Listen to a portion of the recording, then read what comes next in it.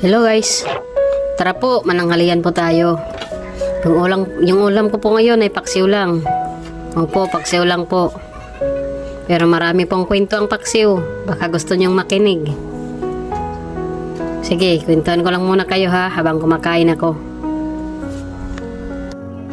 Kasi sa bawat hapag, may isang ulam na tahimik lang. Walang palamuti, walang yabang. Hindi siya kulay ginto gaya ng kare-kare. Hindi rin siya maasim na parang sinigang na agad mong hahangaan. Siya ang paksiw. Simpleng nilaga sa suka, bawang at luya. Pero sa likod ng kanyang katahimikan, nagtatago ang napakaraming kwento. Kung pakikinggan mo ng mabuti, parang nagsasalita siya.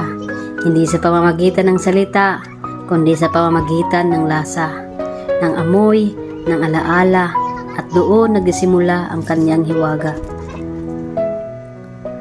Maraming bata ang lumaki na paksiw lang ang nasa mesa. Hindi dahil yun ang pinakapaborito, kundi dahil yun ang kaya ng bulsa. Yung mga magulang, kahit pagod, pipilitin magluto ng kakaunting isda, hahaluan ng suka para tumagal, para bukas mayroon pa. At sa bawat subo, hindi lang sustansya ang naibibigay, kundi sakripisyo at pagmamahal. Paksiw ang paalala na minsan, ang pinakapayak na bagay ang may mga pinakamatinding halaga. Hindi mo kailangang maghanda ng handaan para maramdaman ang pag-aaruga. Minsan, sapat na ang isang mangkok ng paksiw, basta't sabay-sabay kayong kumakain, sabay-sabay kayong humahabol ng kanin, sabay-sabay na tumatawa sa gitna ng kakapusan. Ang paksiw may kakaibang ugali. Habang tumatagal, mas lumalalim ang lasa. Parang buhay din, hindi agad natitikman ang tamis ng tagumpay.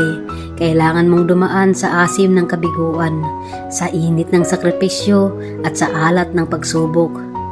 Pero sa bawat araw na lumilipas, nadadagdagan ang lasa ng karanasan hanggang sa isang araw mapapansin mo na kaya mo pala.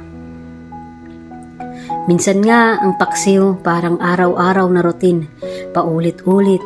Gigising ka, magtatrabaho, uuwi, kakain, matutulog, walang bago.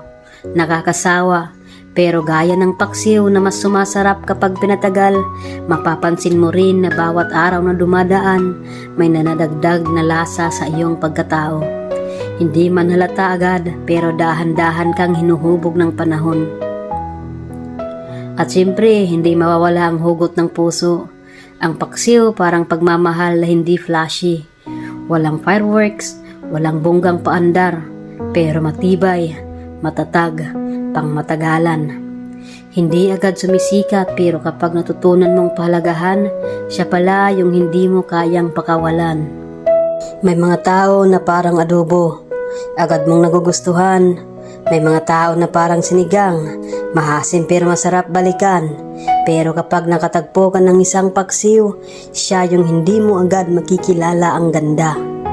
Unti-unti lang, sa bawat araw na kasama mo siya, hanggang sa mapansin mo na lang, siya pala yung mananatili kahit lahat ay nawala. Ganyan ang tunay na relasyon, hindi palaging bago, hindi palaging masaya, pero minsan parang nakakasawa. Pero kung marunong kang maghintay, kung kaya mong pahalagahan kahit yung payak, doon mo malalasahan ang lalim ng tunay na pagmamahalan. Oh, hay! Kung minsan, tayo mismo ay parang paksiw. Madalas hindi napapansin, madalas tinatabi. Pero sa kabila ng lahat, may laman tayo na hindi basta-basta nawawala. Matibay, may kakayahang magtagal. Kahit ilang ulit tayong bumagsak, kahit paulit-ulit tayong sinubok ng panahon, nananatili tayong buo. Hindi glamorous, hindi sosyal, pero may panlasa. At sa bawat pagkakataon, natututo tayong mag-adjust, magbago ng timpla, para lang patuloy na mabuhay. Sa totoo lang, ang paksiw ay isang lihim na guro. Itinuturo niya sa atin na ang halaga ng bagay hindi nasusukat sa unang tikim. Ang Ang tunay na ganda lumalabas kapag binigyan mo ng panahon. Itinuturo niya na hindi masama ang maging paulit-ulit kung sa bawat ulit may natututunan ka. Itinuturo niya na ang pagtitiis hindi kabawasan ng dangal, kundi patunay ng katatagan.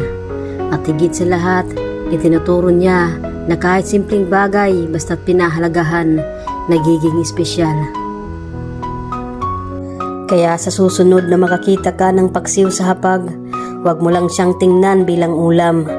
Tingnan mo siya bilang alaala ng sakripisyo ng magulang, bilang aral ng tiyaga sa buhay, bilang larawan ng pagmamahal na hindi madaling masira, at bilang salamin ng sarili mong kakayahang manatili sa gitna ng hamon. Ganito ang paksiw, simple, tahimik, pero puno ng kwento. At tulad niya, sana tayo rin, marunong magtagal, marunong magpahalaga, at marunong magbigay ng lasa sa buhay ng iba. So ayun lang po, tapos na po akong kumain. Maraming salamat po sa pakikinig kung nakinig man kayo. God bless po. Bye-bye!